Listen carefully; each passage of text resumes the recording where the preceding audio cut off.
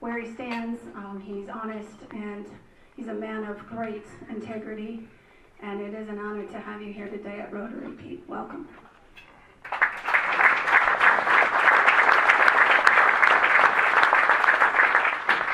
Thank you, Jane.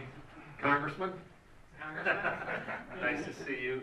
It's good to be here, and when Jane called, I don't know, about 4 or 5 weeks ago, and she'd been calling for a while and said, hey, we'd really like to have you come and talk about life after Congress. Little did she know, little did Diane and I know what might have actually transpired between getting the invitation, accepting the invitation, and actually being here today. But we won't talk about that unless you want to talk about it in the time that we have to, the time that you'll have to ask questions. You know, the topic that Jane wanted me to talk about, which was, you know, one that a lot of people have interest in, is I don't know why, but it's kind of like, you know, what does a congressman do when he leaves Congress? Is there life after Congress? And I think the common belief is no one would ever hire a congressman to do anything after they've been there. And so, you know, Pete, what are you doing? And so let me just share a few perspectives with you, and then we will open it up for your questions and comments. You know, the life after Congress has been very, very good to Diane and myself and our family for a couple of reasons. Number one, from a work experience, people have, you know, everybody comes in, what does it feel like to be retired? Contrary to common belief, after serving in Congress for 2 years, you do not have the opportunity to retire at any age at full pay. All right, that is not quite how it works. I still consider myself relatively young, and so we went on January 4. We went out starting to look for further employment. Doing anything before you leave Congress just opens you up to all kinds of ethical questions and conflicts of interest and reporting and those types of things to Congress, so you just kind of stay away from it until January 3 at noon, and at 12:01 you start sending your resume out and start making phone calls. And you know, I know a lot of people said, oh, Pete, you know, he's a lobbyist. Hallelujah, I'm not, because if I were, I'd be in jail. There are very strict requirements as to what you can do for different periods of time after you leave Congress. I cannot, I can't go lobby anybody on Capitol Hill for, even if I wanted to, for a year. It's a violation of federal law. I can't work with a foreign government to try to influence U.S. policy or advise them on U.S. government for 2 years. That's a felony. I go to jail for that. So you do all of these types of things. So what do you do? I do work with a law firm in Washington. It's a part-time job where I do business consulting. With the experience that I've had, obviously, at Herman Miller in Congress, and especially the time that I've spent overseas and working with foreign governments, a lot of people are interested in that mix of skills and background that I have. I also went to work for the Heritage Foundation. One of the things that was a passion for me, and still is a passion for me, is K through 12 education reform.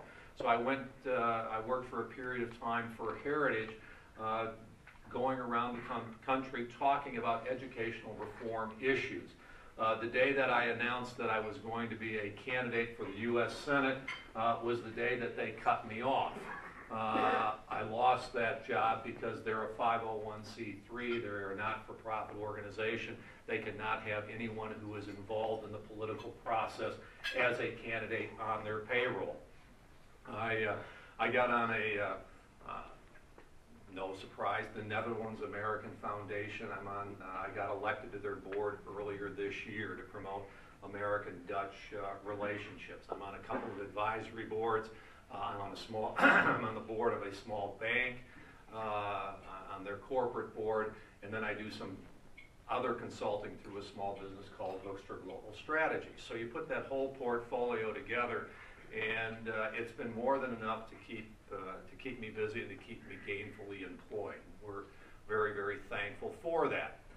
The second thing that, what happens when you leave Congress? it's amazing. And then Bill's sleeping in his office. Bill watched me sleep in my office for 18 years. You know, Bill watched me come home every weekend that we weren't in session, basically to make sure that we kept our roots in West Michigan. Because now that I'm outside and you look back in, regardless of how hard you try, Washington is a fishbowl and magnifies the importance of itself. When you are in Congress, when you are on Capitol Hill, you believe that all of the world is hinging on every action and every step that you take. And once you're out of it again, it's kind of like, I don't know, like, I think you've cast over 700 votes this year already, a lot of votes.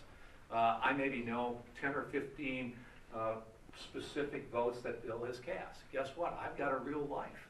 I've got other things that I'm focused on. I've got a daughter that I had to move down to Notre Dame on Tuesday because she's getting an MBA. I got another daughter who says, "Hey, Dad, can you come mow the lawn? Can you paint the house?" And for the first, your place, yes. I hear you have a guard dog. I'm not coming over there. And for the first time in 18 years, I actually can say, yeah, I think I can.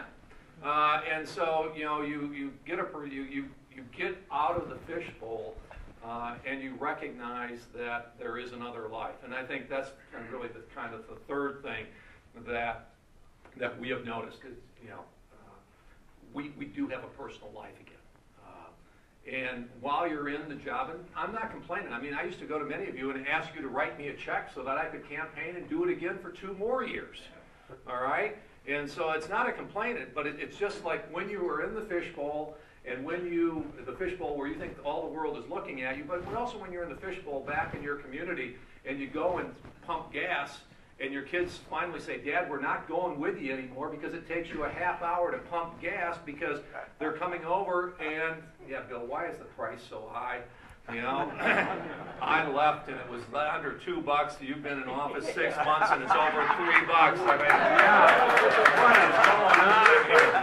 mean, yeah, what is going on here? 14 trillion. Yeah, that's right. Trillion. But you know, you won't go. You go to the farmers market and whatever. You go to these folks and. Janet was saying, I'm the one that confronted you in Grand Haven about care for Mo. It's kind of like, yeah, but that's okay. And that's why we're there. But actually, you do have a personal life. Diane and I, we can go take a vacation. You reflect back on, I think it was Christmas Day of 2009. It's one of those days where, we're going to Diane's mom and dad, and we're going to have Christmas dinner. We have Christmas dinner. We stay there in the afternoon. We play some games, and we get home at 6 o'clock at night. I look at I finally pick up my BlackBerry for the first time that day, and it's like, oh man, what happened? Because you've got all kinds of emails, all kinds of phone calls, and it's not good.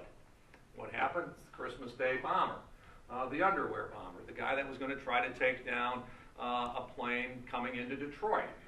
Being on the Intel committee, this guy having links to most likely Al-Qaeda, to Iraqi and Yemen, and these kinds of things. One of the first people that they call is, the ranking Republican on the Intelligence Committee. So there goes Christmas night. And again, it is not a complaint. It was a tremendous honor to serve in the House, to be the chairman and the ranking member on Intel. But again, now that we've stepped out of that role and stepped back into the private sector, it's like, there is a different way of life. And it's very interesting. And just one closing comment, and then we'll open it up for your questions. As Diane and I were considering, we made the decision in March where people had said, you ought to think about running for the Senate. And we came back and said, you know what? Because they said if you want to run for the Senate and you want to be competitive, you got to start April 1. And we said, yeah, we're not ready for this. We were in session till the end of the year. We got off the governor's race, and it's kind of like, well, no, we're not ready. That's the requirement. We're not ready to go do it. Clearly, we've got political differences, and we've got a political agenda and philosophy that we'd like to promote. But if that's a requirement, we're not going to do it. We're starting some new jobs and some new businesses and all that. We're fully engaged in starting this new life. And then they came back and the one conversation that I'll remember in July that kind of captured it for Diane and I is I was talking to a friend of mine who just got elected to the U.S. Senate, and we were talking, and I was talking to him about, oh, we're doing these kinds of things, I'm doing this, and we're really enjoying a lot of this, and we've actually got some free time and time with the family and all of that. And I made the mistake of saying to him, you know, Diane and I could really get to enjoy this. We're pretty comfortable. We could live a very comfortable life just doing what we are doing. And he said, Pete, that's interesting. He says, I give graduation speeches just like you used to. And he says, the one line that I put into all of my speeches is, don't live life to be comfortable. So, a week later, we're a candidate for Senate. And all of the, as much as we enjoy what we've gone through over the last 6 or 7 months, we put ourselves back, you know, out for you to judge and for us to move forward. And again, it'll be a tremendous privilege just to be a candidate for an elective office. And with that, we'll take whatever questions, comments you may have about what's ever on your mind. I'd love to give you an evaluation of Huizinga's performance.